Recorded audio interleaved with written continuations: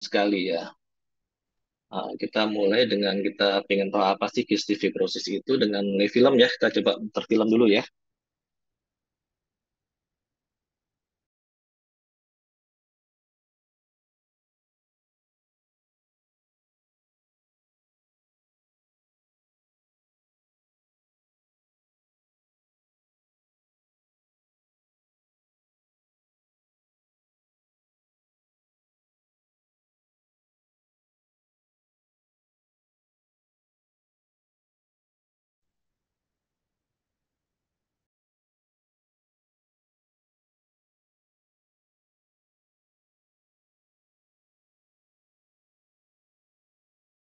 Saline that I flushed.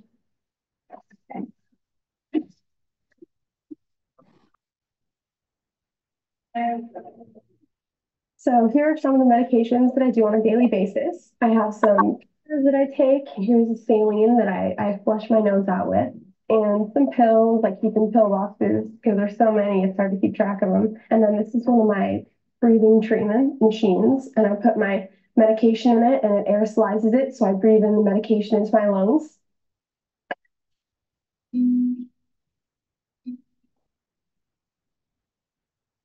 Hi, my name is Stacey Motenko, and I have cystic fibrosis.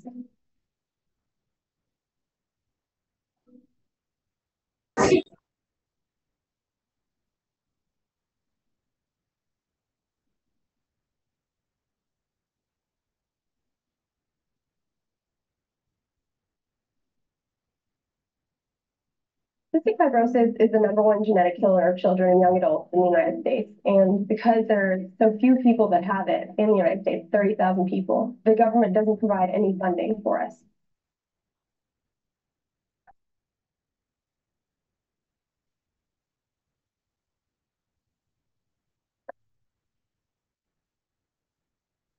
When I was born, the doctors told my parents that it was very unlikely that I would live to be 18 years old. The doctors told us, don't expect your daughter to live to be an adult. I was 6 months old when I was diagnosed. It was always there. I was diagnosed at 3. My name is Lawrence. My name is Valerie, and we recently lost our son to CF. We have pictures of him. A lot of his baby pictures were pictures that were in the hospital, with IVs on him, taking medication. I don't know. I felt like he was like cheated, kind of. One of the biggest problems with CF is it requires a tremendous amount of daily care and maintenance. When I wake up, I go sit in my machine chair and I do the IPD machine. It's like it percusses like through a nebulizer. The nebulizer, as it's called, delivers a concentrated dose of certain medications. I'm taking about 40 pills a day. In addition to that, I now do what's called a vest. And I strap on this vest twice a day, and it inflates and vibrates at different frequencies to loosen up the mucus and get it out of my lungs. And the vest vibrates and helps loosen up the mucus.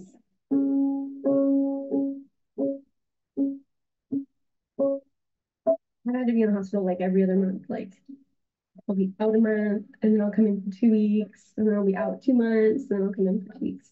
At the end, my husband had to carry him upstairs and help him take a shower. It would hurt because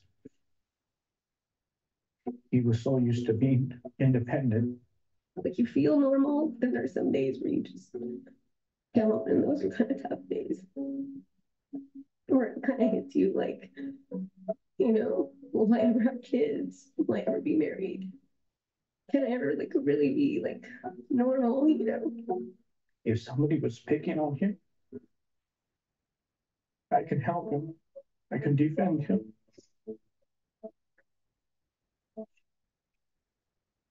And I couldn't defend him against this disease. Feel helpless.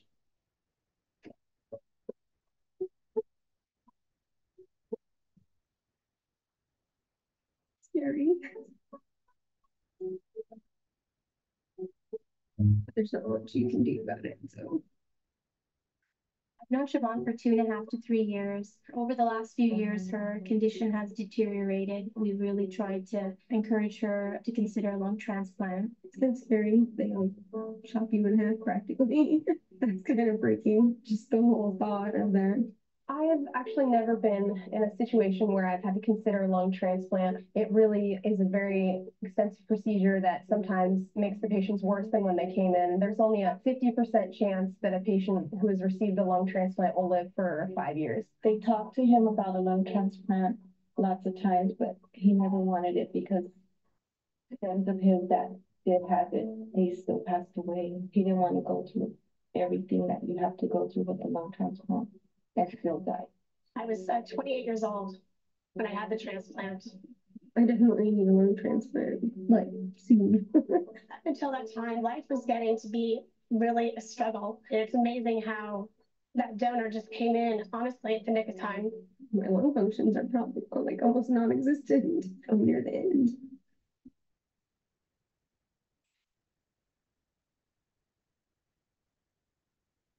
There's not much. Like my lungs, there's so much left.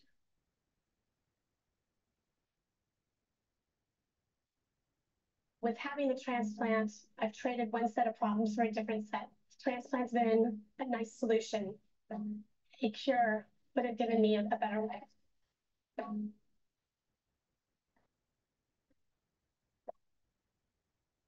I think my biggest fear in life is the same as most people's. Be death, the end. Or like, dying alone, like never getting married, never having like that one person, whatever. And I'm scared that I won't be around for long enough to raise my children and I won't be able to have a normal job because I need so many accommodations because I'm sick so much. My dreams are to make sure that I am healthy enough and strong enough so that my daughter, who's 3.5, will grow up to a point and be able to describe me and know me. My biggest fear in life is to have my daughter die before I do. We thought we would be prepared, but you're never prepared. We're still dealing with it.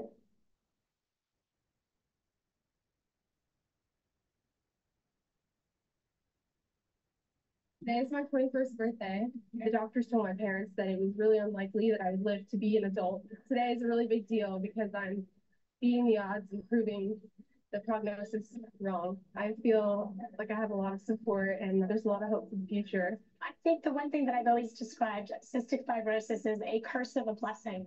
It's a curse for the obvious, for the sickness and the hospitalizations and feeling well and not having a lot of energy. But in a sense, it's somewhat of a blessing because when you have something like this, you embrace life so much more. Yeah, I think I appreciate life a bit more, especially more than people my age, like people in their 20s. I think I feel a lot that way. It's definitely because this, yeah. One of the things I learned from Larry is life is too short to worry about little things. They might seem like they matter a lot, but in the end, they really don't. My one wish would just have to be to get the new lungs and then it goes well. I can travel after and use my degree and stuff like that. What I fight for is just one more day. I'm just looking at every day as a gift. Every single time I've wished on a birthday cake or in a well, I've wished for the same thing. And I'm sure it's the same wish as every other child and young adult with cystic fibrosis. And that is that one day there will be a cure and we will be able to live long and full lives.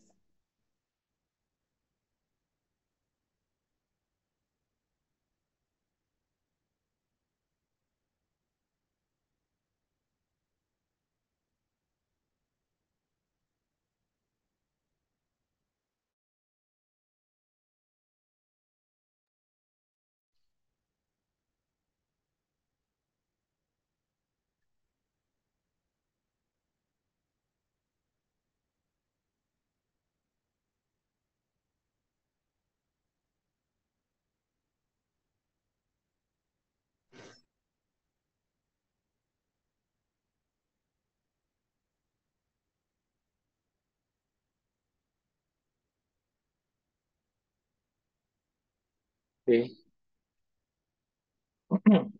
sudah kita tonton ya sama-sama ya. Jadi cystic fibrosis itu merupakan suatu masalah yang cukup apa ya rumit ya di negara-negara yang faktor resikonya atau data penyakitnya itu cukup banyak ya. Biasanya cystic fibrosis ini memang berada di ras Kaukasia, kemudian di negara-negara ya seperti Amerika ya. Eh, ini gambaran ini ya populasi ini dari apa jurnal aja kita lihat ada beberapa jumlah populasi pasien cystic fibrosis yang terdata melalui jurnal ya pas ada terregistrasi kita lihat tertulis warna hijau ya. Itu gambarnya.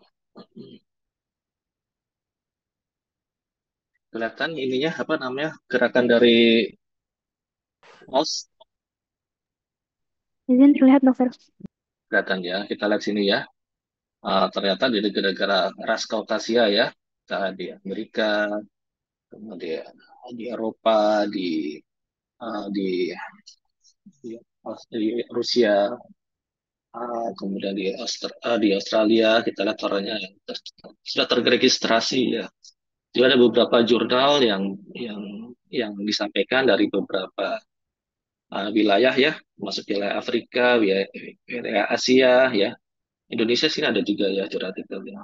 Lokal ada laporan dari profesional atau organisasi. Udah abu-abu ini belum belum ada informasi.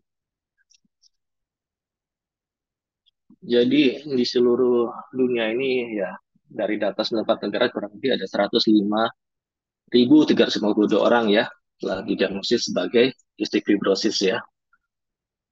Jadi cystic fibrosis ini memang uh, apa angka kejadiannya di antara ras itu berbeda. Lokasinya itu bisa sampai 1 banding 2.500 ya. Sedangkan di Asia itu 1 banding 90.000, bahkan di daerah Timur Tengah 1 banding 100.000. Mungkin ini harus terkait dengan faktor genetik ya. Masa lalu kita mungkin ada kaitan dengan sana. Emang ada kaitan dengan genetik ya dari perkawinan pendahulunya ya, leluhurnya ya. Ini sebenarnya kita berbicara bagaimana sih seorang bisa uh, menderita cystic fibrosis ya. Jadi cystic fibrosis itu merupakan suatu kelainan genetik autosomal resesif ya.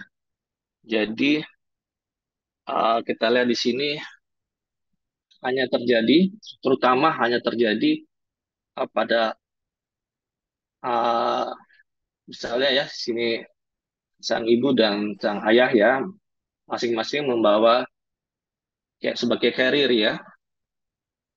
Kemudian uh, maka jika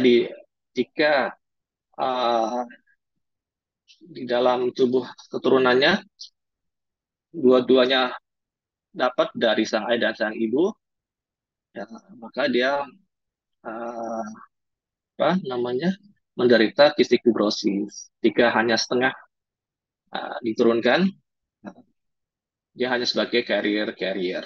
Tidak ada penampakan ya, cuma yang penampakan terutama pada kasus yang resisif, autosomal resisif ya dua-duanya harus ada dulu baru dia akan menderita cystic fibrosis. Walaupun beberapa penelitian di karier juga nanti ada tanda yang kemungkinan besar dia memiliki suatu sebagai carrier, ada suatu pemeriksaan persen ternyata dia kemungkinan besar sebagai carrier. Ya,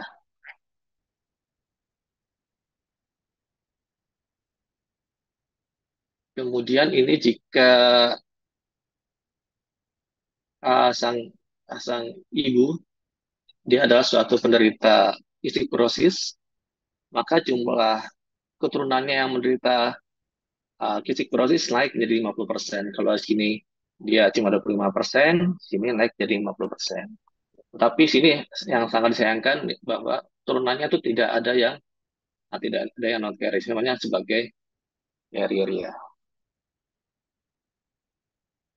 Ini sebagai awal awal dasar dari terjadinya apa penyakit cystic fibrosis ya. Sebenarnya yang penting itu pemeriksaan itu nanti Kenapa ditujukan lebih dulu kepada ibunya? Karena ini, jika ibunya menderita menderita kistик fibrosis, maka kemungkinan besar turunannya akan sebagai 50% menderita kistик fibrosis dan sisanya jadi carrier. Nah, sih, apa sih yang terjadi pada kistик fibrosis? Jadi kita lihat di sini, ini kromosom ya. Kita tahu barantu manis ada 23 pasang kromosom ya, termasuk kromosom yang seksualnya yang kedua tiga ya. Di sini Glenn-Fitzgerald ini ditemukan pada tangkai panjang pada kromosom 7 ya, pada alelnya. Kita lihat di sini uh, domain yang domain dan yang resesif ya, yang kecil dan yang besar ya, ya domain ya. Terjadinya fenotip atau munculnya gejala genetik pada tubuhnya itu pada jika dia tuh sama-sama dikecil ya istilahnya ya, lebih mudahnya ya. Itu jadi dia yang berdarah resesif ya, autosomal resesif pada, jadi homozigous DD ya efektif. Sedangkan yang homozigous domain atau kombinasi itu dia penampakannya tidak terlihat, fenotipnya tidak tampak. Ya, disinilah di mana kelainannya itu 7.31.2 CFTR ya. CFTR itu apa? CF itu suatu cystic fibrosis transmembran conductance regulator atau CFTR ya. Jadi umumnya mutasi dilatasi 3 basa pada exon 10 yang menyebabkan dilatasi fenilalanin dari porsi 508 glikoprotein. Karena sih mutasi penyebab cystic fibrosis ini setelah diteliti tidak hanya mutasi pada posisi 508 saja, tetapi ada juga mutasi pada titik-titik yang lain, titik mutasi pada titik lain. Cuma berdasarkan penelitian, lebih dari 60% pada kasus-kasus pasien cystic fibrosis maka ditemukan mutasi pada posisi 508 ini. Jadi, deterjen yang terlokasi pada lengan panjang dari kromosom 7. Sebenarnya ada, ini yang data yang lama nih 1.500 sudah ada mutasi CFTR ya. Sekarang sudah mencapai 2.000 mutasi pada kasus kelainan mutasi CFTR database-nya ya. Di sini malah justru, tetapi pada pada ras Caucasian terutama, ini 70%-nya kasus kistikosis itu mulai mutasi pada titik F508 ini. Ya, ini hanya gambaran ya. Jadi ini kalau kita tahu bahwa exon dan intron ya, exon 10 yang tadi ya. Nah, sebenarnya apa sih CFTR ini ya? CFTR itu suatu saluran ya, satu saluran, mekanisme saluran yang akan suatu proses untuk pengeluaran unsur kalium ya di dalam intraseluler ke ekstraseluler. Seperti sumur ya, seperti sumur yang bentuk sumur ini cuma suatu bentuk yang mempermudah ya pemikiran kita ya. Kita lihat di sini ada di dalam intrasitoplasma ada NBD1 dan NBD2 ya. Nah, kemudian pada saat dia lebar terbuka di antara tidak terikat NBD1 dan NBD2 ini, maka katup untuk transmisi dari ion kalium ini menutup. Kemudian mulai suatu proses ya, pengikatan dan hidrolisis ATP hexagon ini akan NBD1 dan NBD2 akan berdekatan. Kemudian titik dekatan ini akan membuka sumur air tersebut sehingga uh, klorida non klorida ini bisa keluar ya. Tentu ini dibantu dengan suatu regulator lumain yang dia ini banyak ikatan dengan fosfor ya, fosforilasi. Jadi ini proses ini terkait dengan ATP dan ADP ya. Jadi hidrolisis pengikatan hidrolisis ATP ini akan membantu membuka celah supaya klorida bisa keluar ke ekstra seluler ya, keluar ya. Di mana sih kira lebih mutasi tersebut? Nah, di sini titik merah ini ya. Di sini terjadi mutasi yang terutama mutasi pada delesi mutasi pada F508. Di sini yang dia posisinya akhirnya tidak dapat berikat, tidak NBD1 tidak dapat berikat dengan baik ya, sehingga ion klorida tidak bisa keluar. Apa sih yang terjadi jika ion tersebut tidak bisa keluar? Kita lihat di gambar kecil sini ya. Ini adalah penampang permukaan jalan napas. Ini penyakit ini sebenarnya mengenai seluruh ya, terutama sel-sel kelenjar yang ada di berbagai epitel ya. Bisa di epitel jalan saluran napas, kemudian di epitel saluran pencernaan, epitel di saluran kelamin ya, testis, deferens dan sebagainya. Semuanya jika ada kelihatan mutasi dari gen 508 CFTR, kelainan mutasi CFTR ini, maka dampaknya bisa mengenai semua saluran tersebut ya, epitel saluran, bisa juga di pankreas dan sebagainya ya. Kita lihat di sini, ada submucosal gland ya, kita ibaratkan ya, ductus yang dia mengsekresikan mukos ya. Nah, kemudian ini kita tahu di jalan napas itu ada layer ya yang terdiri dari uh, mukus dan periciliar ya, dan ada rambut-rambut halus ya. Ini ada sel goblet, kemudian ada sel epithel cell yang mengandung bulu-bulu serabut halus, ini ada basal cell ya. Jadi kita lihat secara alami, uh, secara normal ini di, ada di sini apa namanya, ini bagian yang agak lengket ya biasanya, ada mukus yang di atas, di bawahnya lebih encer, lebih akur ya, lebih rumor ya, lebih encer.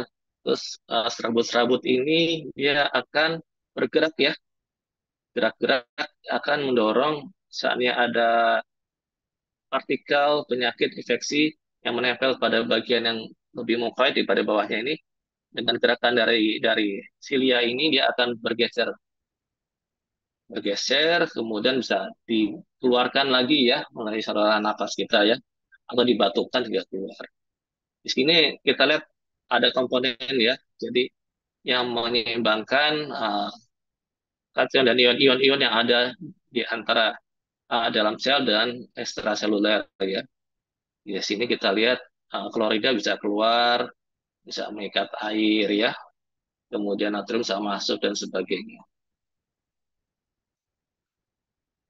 Kemudian apa yang terjadi pada kasus mutasi CFTR ini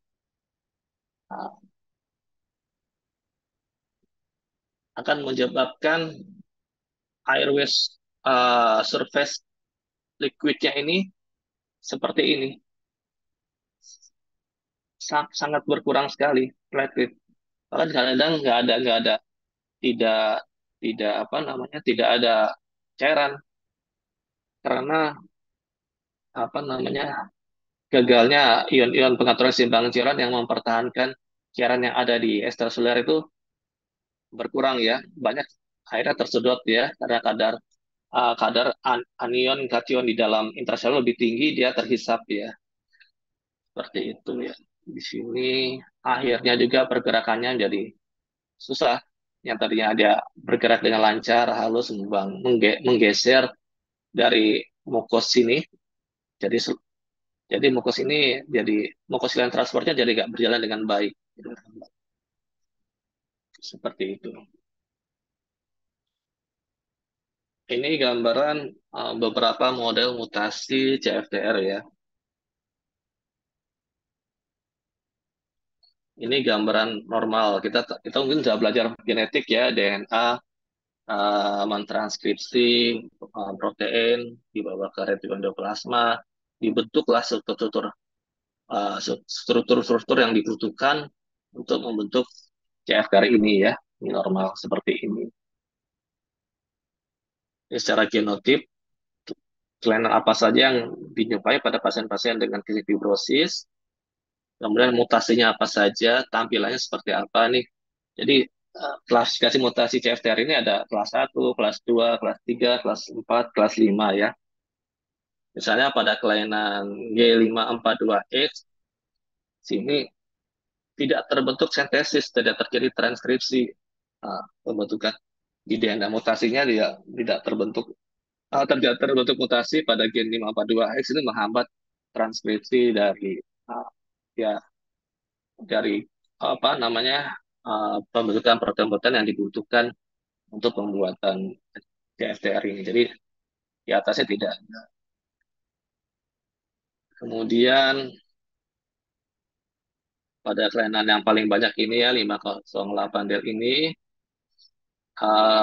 proses CFTR-nya tuh tidak berlangsung di retikulum endoplasma ya. Akhirnya uh, protein pada sel tidak berfungsi ya, terfungsi secara baik tidak pada kelas 2 ini. Ya tidak sampai ke atas. Kemudian pada genotip yang G5512 ini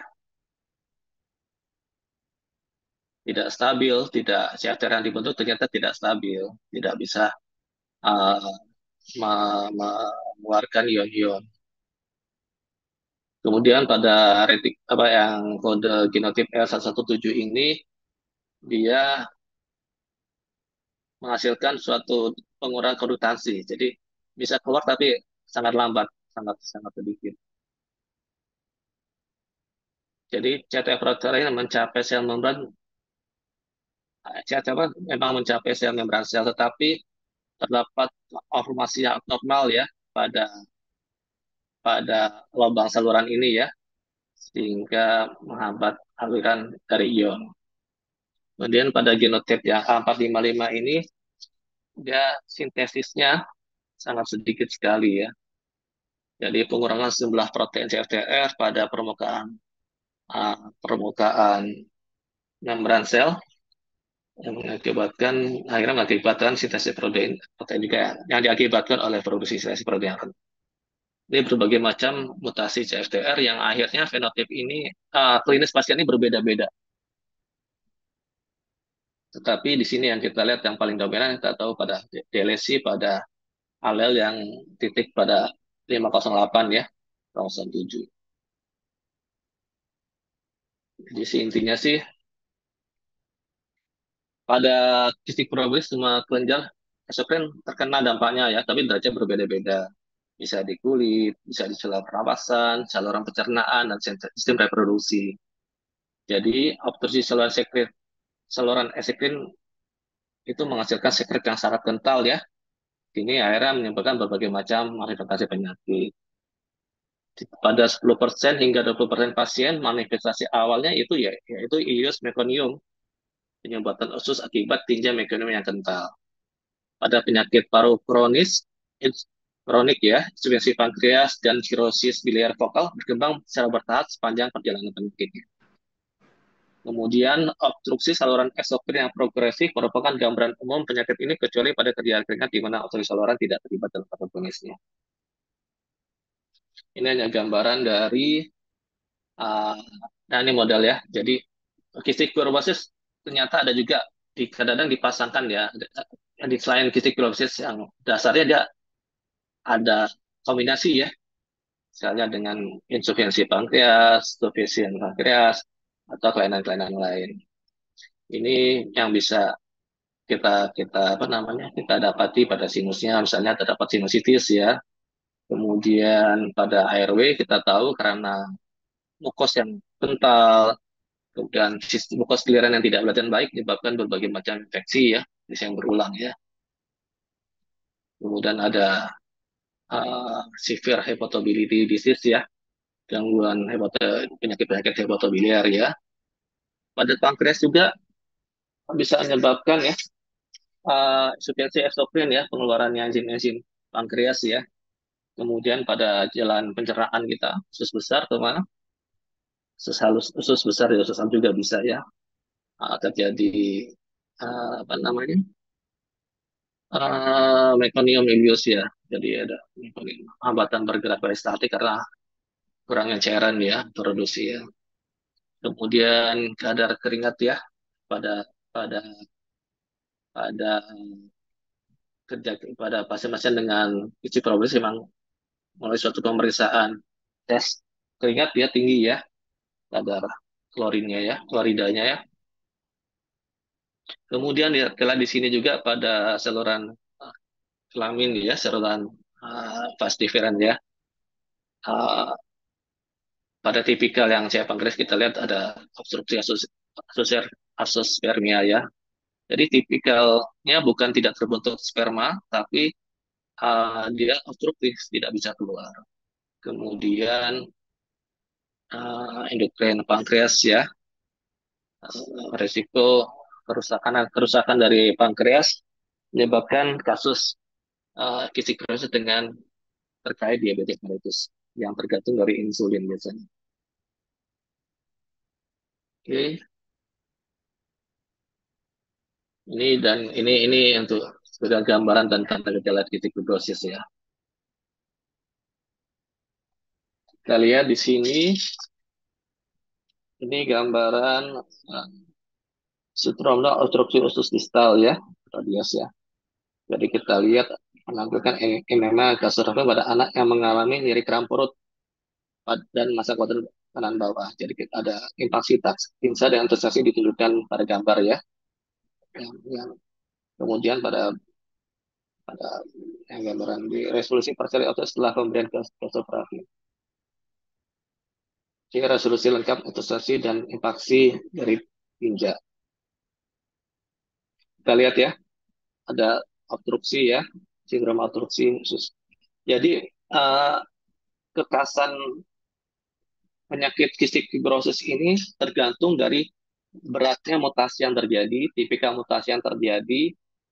Pada mutasi dengan yang ringan, itu kadang pada awal usia muda itu dia nggak terlalu kelihatan ya gejalanya ya.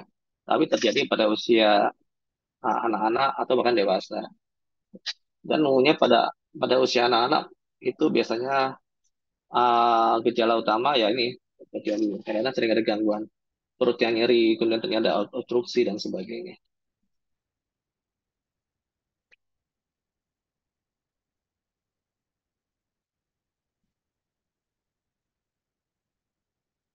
Ini hanya gambaran bisa dipelajari sendiri ya. Jadi kistik fibrosis patogen dari clinical finding dan komplikasinya ya kita lihat. Jadi adanya mutasi ini menyebabkan transfer CL yang terhambat ya. Misalnya pada kelenjar keringat ya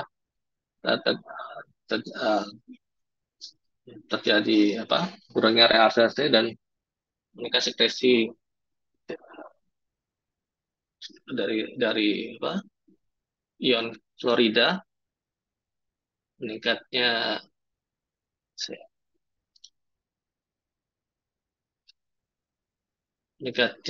konsentrasi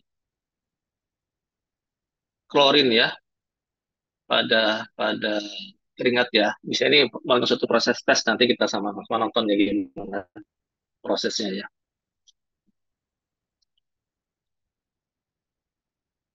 Di sini juga ya pada jaringan epitelduktus ya di berbagai macam tubuh ya. Jadi penurunan difusi klorida ke dalam cairan periciliary. Jadi akhirnya menyebabkan turun komposisi dari basilar fluid, menurunnya cairan mukus sekresi. Jadi terjadi hambatan ya saluran obstruksi pada proses ini dan sebagainya ya. Di sini pada traktus gastrointestinal juga terjadi penurunan pergerakan dari usus ya. pada anak-anak bisa menyebabkan distal ileal obstructive syndrome, pada bayi yang baru lahir bisa menyebabkan meconium ileus, kemudian meningkat retensi meconium, dan terjadi absorpsi bilirubin, kemudian pada neonatus terdapat prolonged jaundice in neonatus ya. Pada cabang dari biliar ya, terdapat hambatan pasase dari biliar menyebabkan hepatik respon inflamasi ya, respon hepatisnya menyebabkan sirosis dan faktor hipertensi. Kemudian depan vas deferens ya, ada penyumbatan saluran uh, vas deferens menyebabkan infertility terutama pada laki-laki ya, dan sedikit pada perempuan. Kemudian yang terkena pada jalan napas, saluran napas kita, gejala klinisnya terdapat batuk yang kronik yang produktif, kemudian ada tanda-tanda obstruksi paru ya, seperti ada hiperventilasi lung atau hasil pulmonary fungsi tes yang abnormal. Kemudian terjadi sekresi yang kurang baik ya, menjadi suatu koloni bakteri bisa bersarang di sana menyebabkan infeksi jalan napas ya, dan infeksi dan inflamasi jalan napas. Akhirnya terjadi infeksi yang persisten pada jalan napas yang dapat menjadi suatu bentuk kronik bronkitis yang gambarannya menjadi suatu bentuk bronkiektasis ya. Dari sinilah akhirnya menyebabkan banyak menjadi suatu penyebab kematian pada kistik fibrosis. Kemudian pada saluran napas atas ya, pada nasal, saluran polit, kemudian tertahannya sekresi pada sinus menyebabkan proliferasi bakteri, menyebabkan produksi sinusitis, kemudian pada pankreas ini juga terdapat pankreas insufisiensi ya, kemudian fat dan protein jadi malabsorpsi menjadikan kegagalan ya. Kemudian beberapa vitamin yang butuh penyerapan dengan bantuan enzim dan lemak juga akhirnya menjadi berkurang, kemudian menyebabkan osteoporosis. Kemudian enzim pankreas yang tertahan yang tidak dapat dikeluarkan bisa menyebabkan suatu inflamasi pada jaringan sel-sel pankreas ya, menyebabkan kerusakan pankreas, kemudian ini yang menyebabkan tipe 2 diabetes mellitus.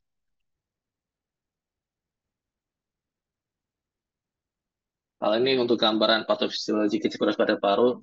Kistik fibrosis ini yang kita tahu bahwa terdapat abnormal muskus, kemudian ada infeksi kronik, menyebabkan pulmonary serbasi, respon inflamasi, peningkatan hambatan jalan napas ya, menyebabkan hepatitis, bisa menyebabkan gangguan perfusi ya, ventilasi dan perfusi, juga adanya peningkatan obstruksi jalan napas bisa menyebabkan bronkiolitis, pneumotoraks, batuk darah, menyebabkan abnormalitas dari ventilasi dan perfusi, kemudian semuanya bisa menyebabkan akut dan kronik hipoksia, akhirnya menyebabkan pulmonal ya. Juga akut dan kronik hiperkapnia, akut dan kronik yang gagal nafas ya, baik akut dan kronik, ujung-ujungnya akhirnya ke arah kor pulmonal. Kemudian evaluasi klinis ini bisa melalui radiologi ya, ototorak, walaupun agak susah kadang pada tahap awal, lebih jelas menggunakan CT scan ya, orang ya, RCT ya. Kemudian fungsi paru kita bisa menggunakan spirometri ya, dan evaluasi DLCO. Dulu tuh awal-awal kistik fibrosis itu memang harapan umur hidupnya sangat kecil ya, cuma sampai 6 tahun ya. Tapi dengan perkembangan terapi pengobatan yang sangat maju, bisa bertahan lebih sampai 25 tahun harapan hidup. Apalagi dengan ada kombinasi dengan transplantasi paru ya. Juga bisa dilakukan kultur pada dahak ya, untuk mendapatkan beberapa kuman ya. Di sini banyak kuman yang bisa menjadi koloni ya pada pasien-pasien kistik fibrosis seperti aeruginosa, Staph aureus atau Fumigatus, jenis-jenis Mycobacterium ya. Kemudian juga kita bisa mengukur ya fungsi pankreas ya. Kemudian mengukur fungsi dari hati, juga menganalisis semennya ya. Kemudian kita analisis mutasinya ya.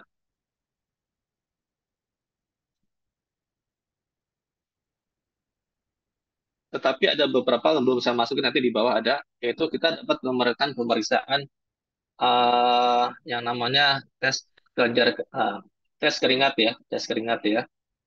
Dan juga pemeriksaan dengan pemeriksaan imunoreaktif tripsinogen ya, tripsinogen test ya. Nanti kita lihat di bawah.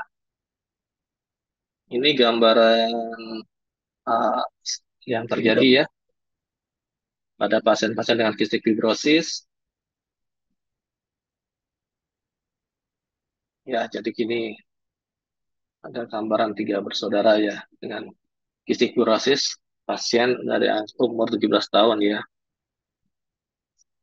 Kita lihat yang ini terjadi ya, hiperinflasi ya. Katanya masih normal. Pasien ini umur 32 tahun dan dirawat untuk pengobatan depresi elektrolit ya. Kemudian diffuse bronchial terjadi penebalan ya, penebalan dari peribronkial, kemudian mulai hiperinflasi ringan dan ada kistik ya, dan juga uh, mulai terbentuk perubahan pada pada bagian upper ya, lobus paru. Kemudian pasien juga mulai perawat inap sampai 7 kali untuk karena exacerbasi paru, penyakit paru, sekali untuk diabetes, pernah juga batuk darah, sehingga dia meninggal pada umur 34 tahun sebagai komplikasi dari proses transplantasi paru.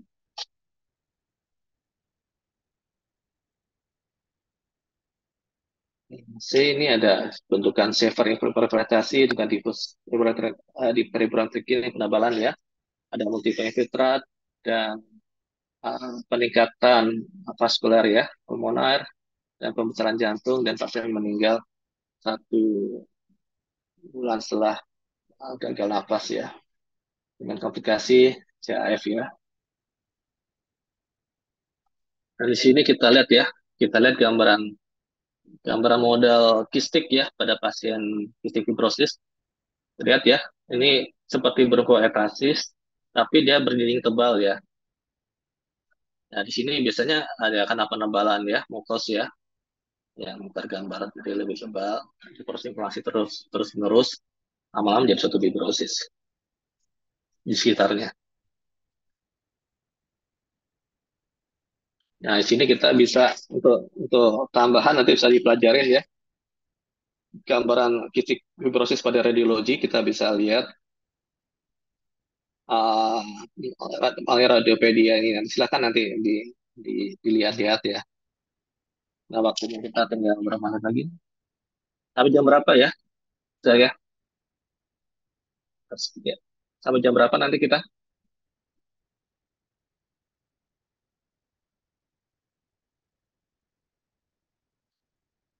Izin dok sampai 9.20 dok. 9.20. Oke, kita cepat aja kalau gitu ya.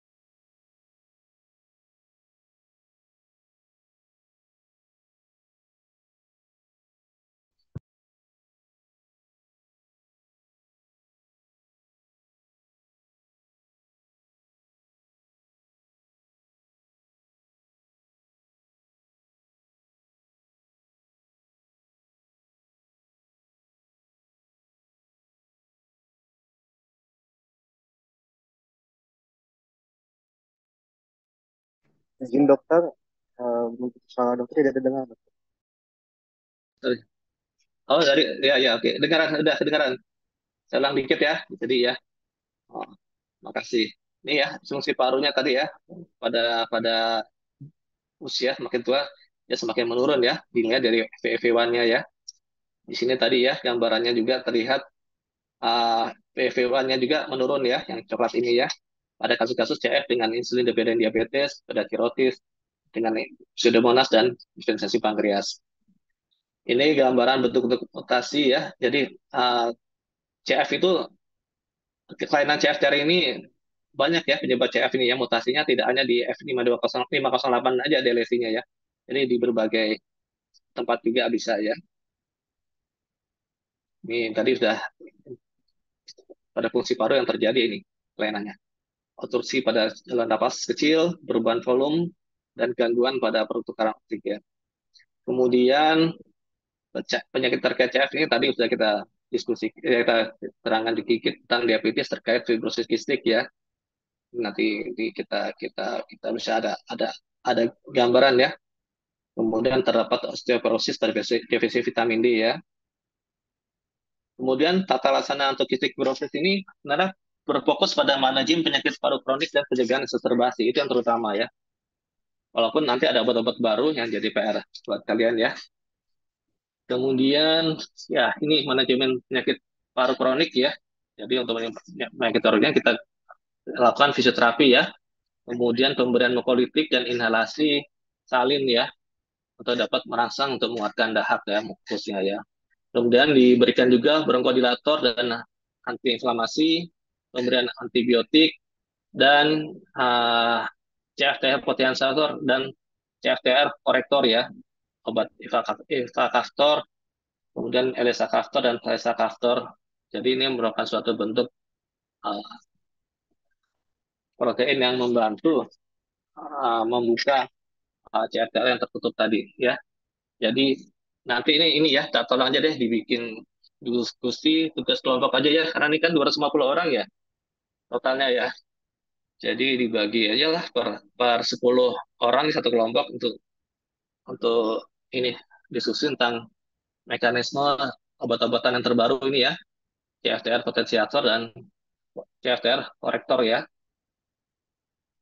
Kemudian penatasan untuk exacerbasi akutnya itu yang pertama kita melakukan kombinasi ya, pemberian antibiotik ya. Ya, nanti ini silahkan dibaca, saya cuma kira-kira penting-penting aja. Itu biasanya pemberian antibiotik itu nggak hanya injeksi intravena ya, dobramisin juga pengalaman itu diinhalasi ya, menggunakan nebulizer, itu dimasukkan ke saluran nafas. Kemudian ada juga penggunaan penicillin, asparaginase juga. Kemudian dilakukan evaluasi klinis laboratorium dan fototorak ya. Nah, kemudian kalau sudah perbaikan klinis, jangan langsung dihentikan antibiotik tersebut, biasanya diberikan diperpanjang selama 2 minggu untuk mengurangi tingkat kekambuhannya. Di beberapa center bahkan sampai 3 sampai 4 minggu ya. Kemudian juga bisa di kegunaan heparin dan sebagainya ya. Juga tidak lupa dukungan nutrisi, evaluasi status gizi, dia seimbang tinggi kalori ya, evaluasi status pankreas, untuk jika evaluasi pankreas sudah diberikan kafein enterik nih ya, berselaput ya, yang bisa sedang dari fase. Dengan juga kita berikan beberapa vitamin yang larut dalam lemak ya, ada misalnya A, D, E, K ya biasanya ya. Komplikasi apa sih yang terjadi? Ya nih hipoelektrolitemia, ada alkohol metabolik, ada insiden obstruksi, penyakit hati, atritasis, pneumotak, batuk darah, infeksi ya, kemudian gagal nafas, juga akhirnya komplikasi yang memperburuk sehingga terkait dengan terpaksa harus dilakukan transplantasi paru. Ini ada psikososial yang terjadi ya. Ini juga mungkin masukkan ke PR kedua ya, pembahasan kelompok ya. Apa saja yang terjadi sih pada pasien-pasien dengan pasien kistik fibrosis ya. Tadi di film sudah ada, jadi silakan aja didiskusikan tadi yang terjadi pada pasien kistik fibrosis. Nah, di sini kita lihat ada semacam algoritma ya. Jadi kita yang pertama sih kita misalnya untuk pasien di luar negeri ya, ada sangat jarang. Itu pasien kistik fibrosis itu kita evaluasi kita periksa pertama kali bisa dengan tes sweet glory test ya, atau jika tersedia bisa pakai imunoreaktif uh, apa uh, imunoreaktif tripsinogen tes ya. Ini ada di bawahnya ya. Uh, apa sih tripsinogen ini? Tripsinogen kita tahu itu bahan prekursor untuk tripsin ya. Nah, jadi kalau ada sumbatan sumbatan di saluran pankreas ya, itu uh, apa nama menyebabkan kadar prekursor di dalam darah tinggi ya. Bisa sampai sama 60 juga, cuma 60-nya bukan milimol maksudnya. Misalnya apakah positif atau tidak ya artinya, kemudian catat juga apakah orang tuanya juga ada faktor genetik, ada arah ke sana atau tidak ya. Ini bisa dilakukan pada pasien-pasien dengan bayi newborn ya, yang diduga menderita kystic fibrosis. Tapi biasanya tidak bisa dilakukan pada usia yang masih muda ya, ya setelah 2 minggu atau idealnya setelah 4 minggu ya, setelah 1 bulan kalau jadi. Kalau terlalu kecil dia agak susah. Kalau IRT bisa, tapi kalau sweet correct nggak bisa. Ini udah ada umurnya ya. Kalau pada umur 5 sampai 14 hari bisa dilakukan pemeriksaan imunoreaktif trinsinogen ya. Tapi kalau sweet chloric test ini biasanya pada usia 2 sampai 4 minggu ya. Kita lihat kita lihat kadarnya. Kita lihat jika lebih dari 60 kita diagnosis sebagai kystic fibrosis ya. Bisa dilanjutkan dengan pemeriksaan DNA ya, atau mutasi kita periksa. Kalau masih 30 sampai 59 milimol, kita lihat kita bisa lakukan pemeriksaan mutasi juga. Kita lihat ada berapa, jika ada 2 mutasi, maka kita diagnosis sebagai CF. Jika cuma satu possible CF, jika kurang ini sebagai ya hampir tidak mungkin sebagai kystic fibrosis ya. Seperti ini aja sederhana ya. Ya ini untuk yang sudah yang dewasa bisa lebih mudah seperti ini ya. Ada clinical, tes with Cori test, kita lihat uh, seperti ini ya, seperti tadi sebenarnya. Udah. Ya, ini demikian untuk materi cystic fibrosis ya. Ada yang ingin didiskusikan atau kita nonton film aja lagi ya?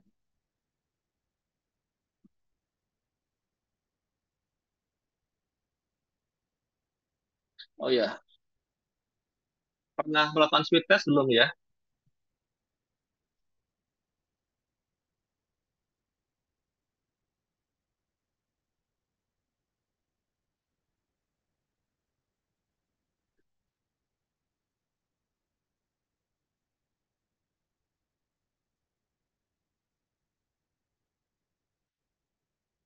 Di Unila ada pemeriksaan ini? Bahkan tes keringat ini sudah ada belum?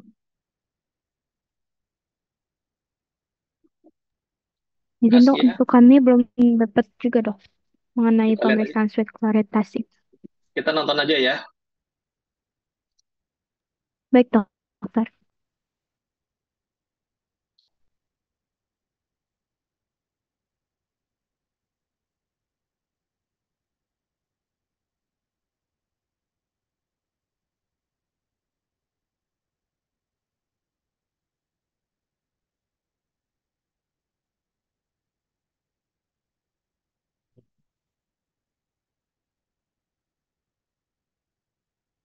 Sebentar, kita cari dulu.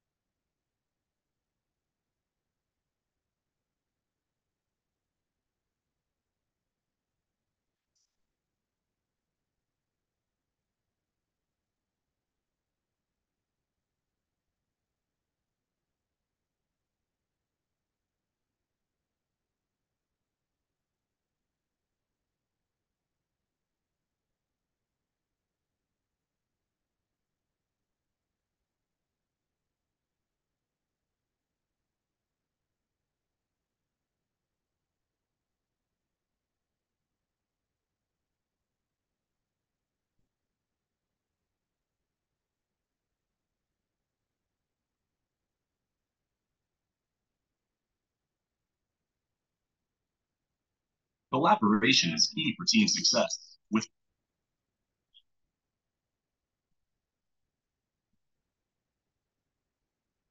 ClickUp, you can easily manage your team's tasks and timelines in one app. Using our Gantt chart feature, you can map out concern that the central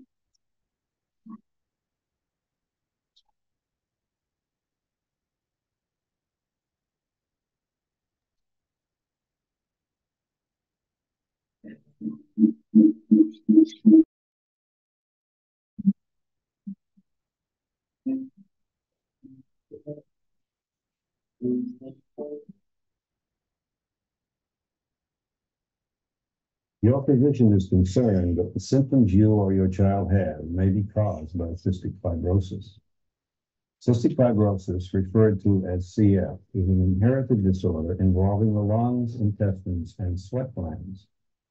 The main features of CF include progressive lung disease, failure of the pancreas to produce digestive enzymes, and excessive amounts of salt in the sweat. CF is an inherited disease present at birth. It is not caught, nor can a patient give it to someone else. Most people with CF are diagnosed in the first 3 years of life. However, some children do not develop symptoms until later in childhood or adolescence. The symptoms and severity of CF can vary greatly from person to person. Very few people, less than 1 in 3,000, have cystic fibrosis, but it is something that must be considered in patient evaluation. Most of the tests that we do show normal results. CF is diagnosed on the basis of symptoms along with a positive sweat test. The sweat test consists of measuring the amount of salt, specifically chloride, in sweat. Patients with CF have a normal amount of sweat, but the sodium and chloride content is high. The sweat test is used only to determine whether or not a child has CF. In general, it cannot be used to predict the severity of the disease. We will outline the steps involved in the sweat chloride test so you will understand how it will be done on you or your child.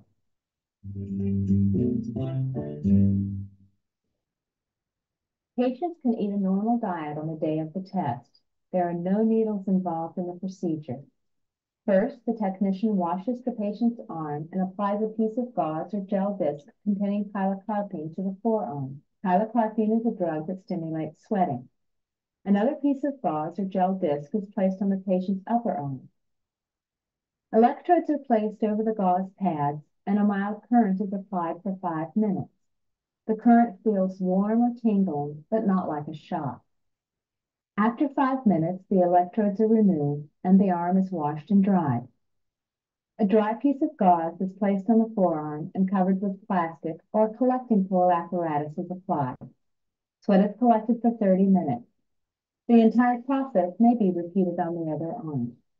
After 30 minutes, the gauze or coil is removed and sent to the laboratory for chloride analysis. The risk to the patient for injury is remote. Less than 1% of patients may have a mild localized reaction. Occasionally, an adequate sweat sample for analysis cannot be obtained, and the test will need to be repeated on another day.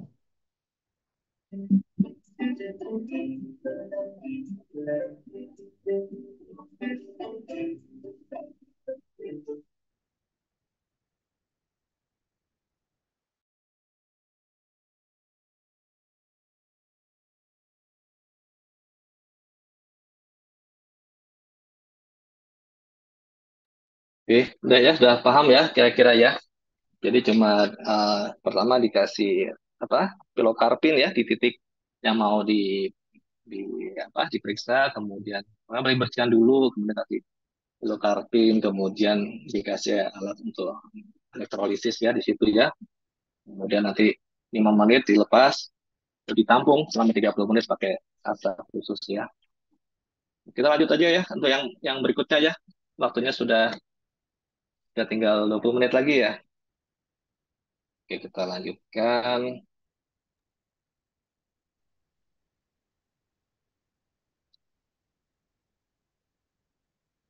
Terasa cepat ya waktu berlalu ya. Oke.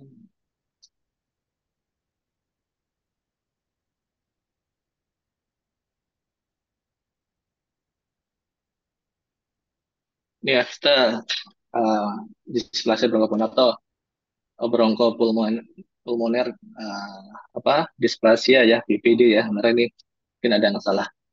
Kita gerak cepat saja, kemudian 20 menit selesai ya. Jadi sebenarnya kelainan kita sebutnya bronchopulmonary dysplasia ini kita singkat dengan BPD ya, lebih mudah ya. Ini terkait dari perkembangan tumbuh kembang paru ya, ini salah ini harusnya paru manusia ya. Kita di sini ada pertumbuhannya itu dikenal sebagai embryonic, pseudoglandular, canalicular, scapular, dan alveoli ya, alveolar ya. Dan ini bertahap ya. Kita lihat dalam tahap 3 sampai 6 minggu bentuknya seperti ini ya. Yang aktif adalah sel-sel mesenkim ya. Ada mesenchima progenitor, epithelium, kemudian pada 6 sampai 16 6 sampai 16 minggu terbentuk bronchial tubulus ya, pseudoglandular ya. Terus pada 16 sampai 26 minggu mulai terbentuk canalicular acinar atau acinar tubulus ya, tubular ya. Mulai terbentuk secretory cell dan sebagainya ya. Nah, di sini kita lihat pada masa 16 sampai 26 minggu ini mulai terbentuk ya, secretory cell, kemudian epithelial cell, ada ya basal cell, ciliated cell, ada fibroblast, ada pembuluh darah ya. Yang semakin ke sana semakin sudah mengalami diferensiasi ya. Ada mulai terbentuk pada usia 26 sampai 36 minggu di dalam janin ya, di dalam kehamilan ya. Ini udah mulai terbentuk semakin banyak, sudah terbentuk HT1 sel ya, alveolar tipe 1 sel, alveolar tipe 2, kemudian ada lamellar body, kapiler, dan sebagainya ya. Nah, di sini kita lihat ya perkembangannya juga. Jadi prinsipnya BPD ini terjadi kenapa biasanya pada kasus prematuritas ya. Dia lahir sehingga uh, belum sampai masanya matang semua, terbentuk semua saluran napasnya, sudah dilahirkan, itu ada terjadilah yang disebut dengan BPD ini ya. Biasanya pada usia 32 minggu bisa dinilainya nanti. Kita lihat ya.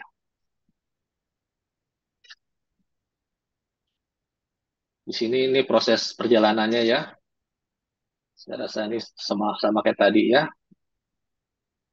Jadi mekanisme dan patofisiologinya yaitu perkembangan paru dan surfaktan harus normal ternyata mengalami suatu bentuk-bentuk kelainan seperti terdapat prematuritas, kemudian mungkin ada chorioamnionitis dan inflamasi, dan juga mungkin terdapat kelainan pembuluh darah ya, yang biasanya berupa hipertensi pulmonal atau penyakit pembuluh darah paru PVD.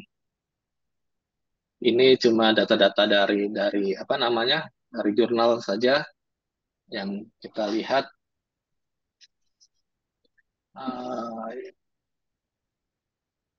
Adanya suatu gangguan persisten ya, awal gangguan dari pembentukan tubuh kembang paru.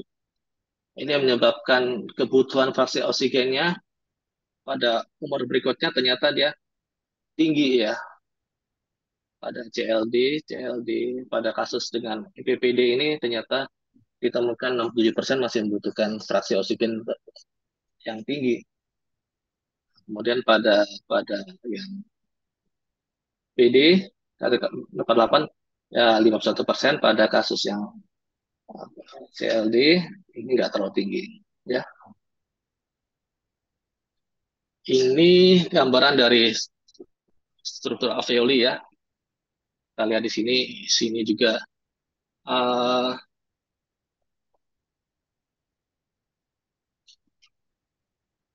nanti saya kalian aja, intinya sih alveoli ini terdiri dari beberapa sel ya, dan juga sistem pertahanannya ya. Sini ada sel tipe 1 ya, sel alveolar tipe 2 ya, kemudian yang produksi surfaktan ya, surfaktan itu melapisi dinding alveoli, kemudian ada DPBC ini yang lemaknya ya di phosphatidylcholine ya.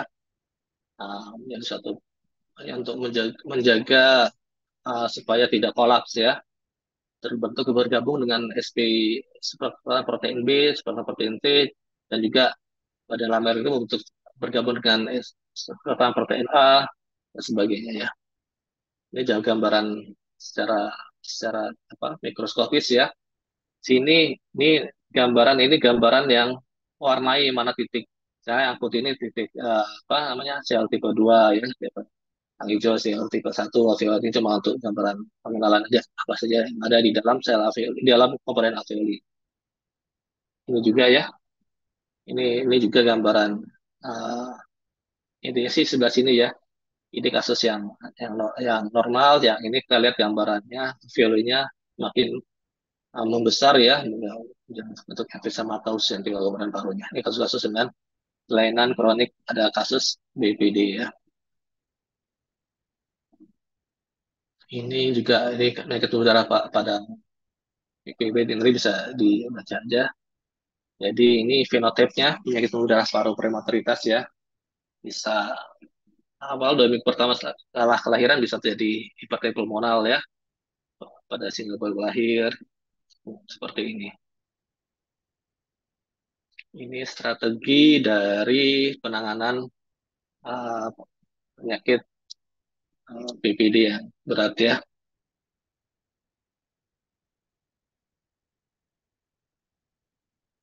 Ini perubahan struktur pada paru-paru pada BPD yang berat ya. Kita lihat di sini pada gambar umur 6 bulan ya. Ada juga yang umur serial pada umur 14 bulan, umur 23 bulan. Ya, ini gambaran sis yang longitudinal yang aksial ya. Yang B,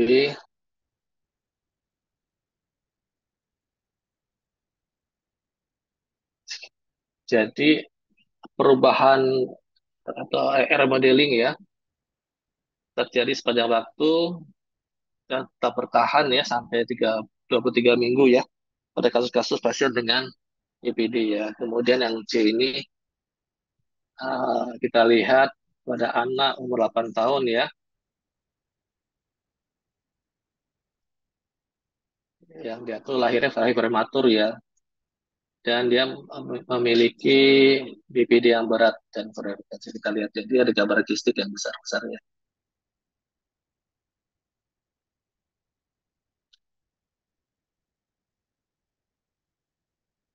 Kita lewatin saja dulu. Nah, kita mulai ini ya. Jadi berbagai faktor resiko prenatal ya. Jadi penyakit BPD ini tergantung dari prenatal dan pasca lahir juga ya terjadinya BPD ini. Misalnya karena prematoritas tidak terjadi pematangan paru yang kurang, misalnya karena kurangnya stres antenatal, kadang oleh ibu yang merokok, terdapat hipertensi atau preeklamsia akibat kehamilan, hipoksia, infeksi ibu selama kehamilan termasuk chorioamnionitis, kerentanan genetik, kelainan kognitif menyebabkan hipoplasia paru. Ada juga faktor yang penyebabnya merupakan pasca kelahiran. Ini tadi ya, tidak matangan paru, nutrisi buruk, kebutuhan akan ventilasi mekanis, cedera oksigen, infeksi saat melahirkan dan sebagainya bisa menyebabkan BPD ini ya, bronchopulmonale dysplasia. Nah, sebenarnya sih diagnosisnya ini bermacam-macam ya. Kita lihat yang ini aja, yang definisi BPD ini, yang definisinya kita lihat di sini dari tahun ke tahun ini dia berubah ya. Jadi pada awalnya itu penyakit kronis pada penderita respiratory distress syndrome ya, ada gambaran emfisema dan sebagainya. Pada tahap akhir ternyata nanti dimodifikasi untuk diagnosis itu nanti dibagi tingkat keparahannya untuk diagnosisnya. Misalnya apakah nah kita lihat di sini.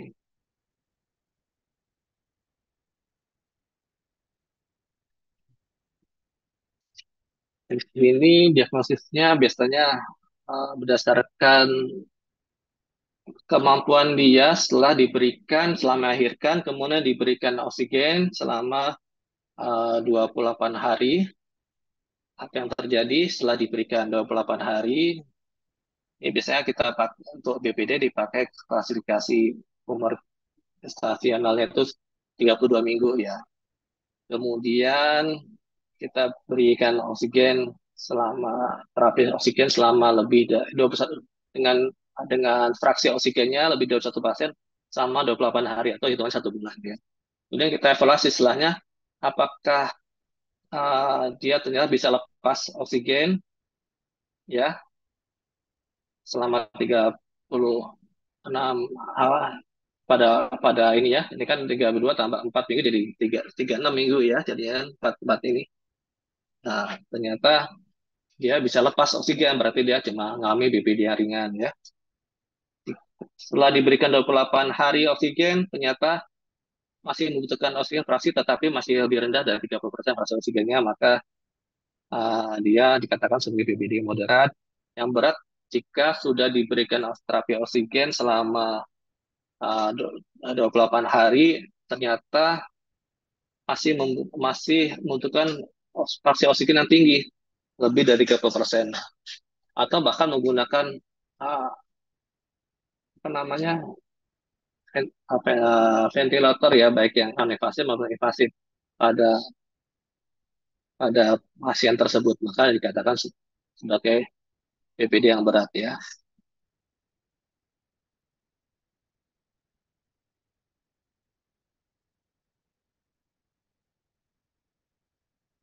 Kemudian untuk evaluasinya untuk pasien BPD ini ya penilaian gas darah, ronsen dada, evaluasi status gizi ya. Jadi bisa kita lihat gas darah tadi saat rujukan hipoksi, PKB ataupun asidosis ya. Atau kita evaluasi terus pemberian oksigennya, kita periksa simetri juga ya. Juga ada juga menggunakan karbon dioksida translutan ya, yang untuk mengevaluasi pernafasan bayi ya. Kemudian biasanya pada radiografi dada ada penurunan volume paru, hiperinflasi, atetasi, edem paru, dan emfisema interstisial paru.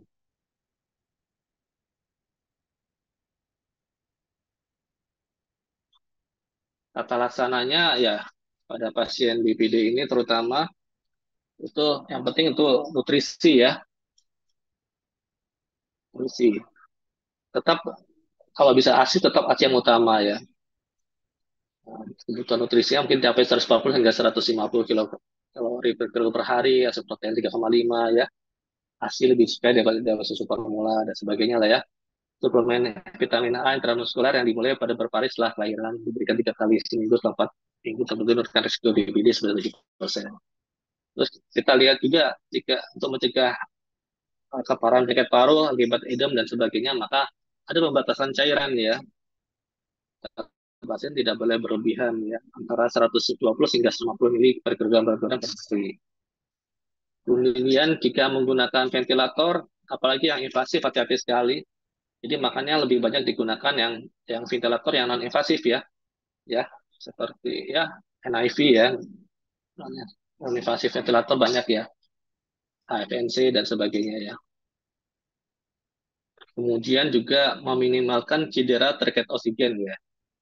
Jadi ternyata kalau berlebihan oksigen berlebihan itu salah satu hal yang penting dalam patogenosis BPD ya.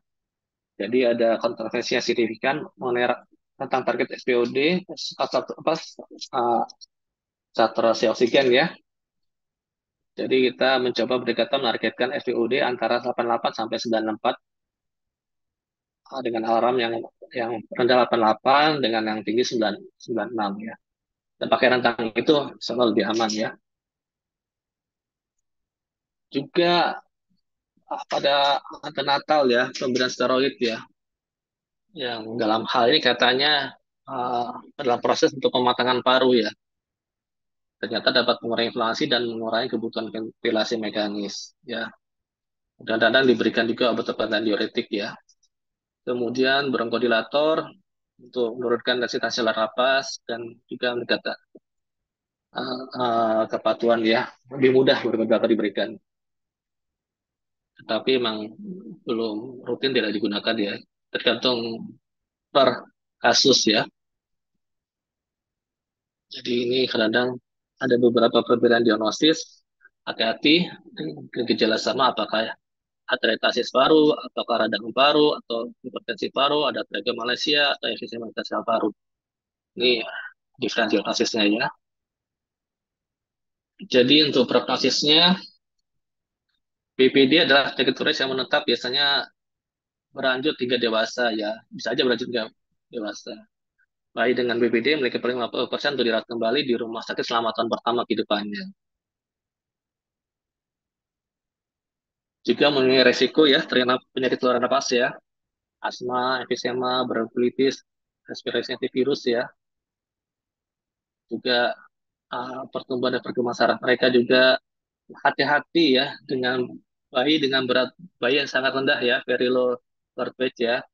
Ya lebih cenderung mengalami keterlambatan dalam gerakan motorik halus dan kasar serta bahasa. Bayi dengan BPD berisiko tinggi bisa mengalami gejala kardiopulmoner seperti hipertensi pulmoner, pulmonal, hipertensi sistemik ya. Jadi dilaporkan preferensi pH secara kumulatif pada BPD sebesar 20% ya, dan dapat mencapai 40% pada BPD yang berat ya. Komplikasi apa saja yang terjadi pada pasien dengan BPD ini? Itu hipertensi sistemik, hasil perkembangan saraf yang buruk, hipertensi paru, ada hipertrofi ventrikal kiri dan disfungsi ventrikal kiri. Kemudian kita harus pencegahan dan edukasi pasien ya. Jadi yang emang biasanya pasien prematur itu untuk dirawatnya di ruang NICU ya, neonatal care unit ya. Karena emang kemampuan dia untuk bernapas itu masih susah ya, karena paru yang belum matang. Jadi biasanya dia butuh oksigen, butuh nah, selang oksigen dia mungkin butuh NIV ya, dengan dosis yang diperhatikan sekali, diawasi sekali ya. Dan juga mungkin di rumah pun mungkin harus masih butuh oksigen kan ya, dan juga gampang terkena infeksi saluran pernapasan ya. Terus juga pada pasien BPD ini bisa mengalami peningkatan tekanan darah, masalah mata dan telinga, masalah ini perkembangan tubuh kembangnya ya, masalah jantung ya. Jadi eh, BPD ini merupakan penyakit kelainan paru yang disebabkan oleh faktor predator dan fase kelahiran, perlu penanganan yang multidisiplin dan terapi yang progresif pada kasus BPD, dan perlu penelitian lebih lanjut dalam penanganan BPD. Waktu tinggal 2 menit lagi ya.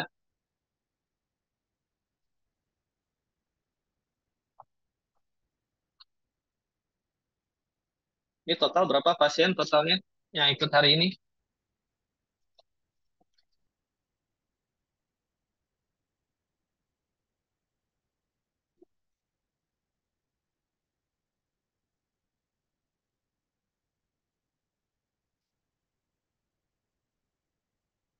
171 ya. Oke, kita ambil absen dulu ya. Siapa yang bagian ini? Bagian screenshot dan sebagainya. Saya ambil judul dulu ya, judul. Bisa nggak dipakai? Satu judul.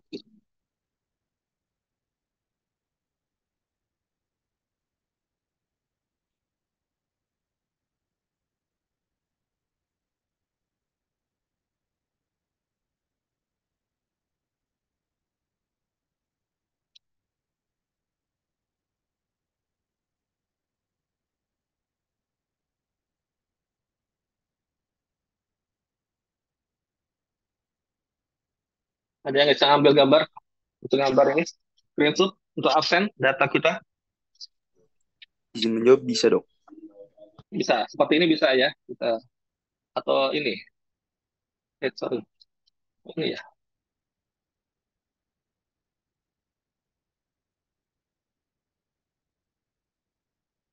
Oke, silakan.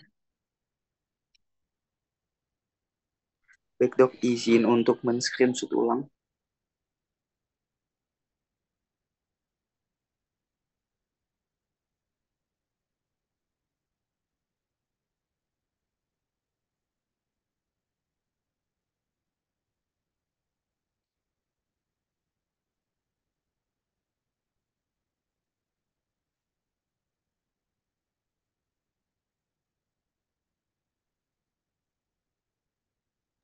Baik, sudah dok. Udah ya. Oke. Ah, PR-nya tadi ya, PR-nya ya. PR-nya coba tadi ada dua aja deh PR-nya ya.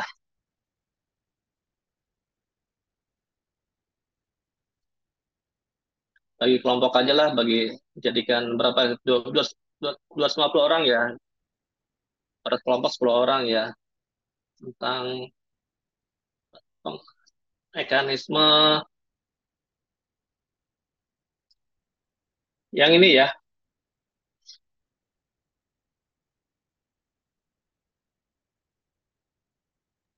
Baik, dokter. Jasa kafeteria ya. Kaftan namanya ya. Terus yang kedua ini aja lah. Apa saja yang dialami, isu-isu apa aja yang dialami oleh pasien-pasien dengan cystic fibrosis ya.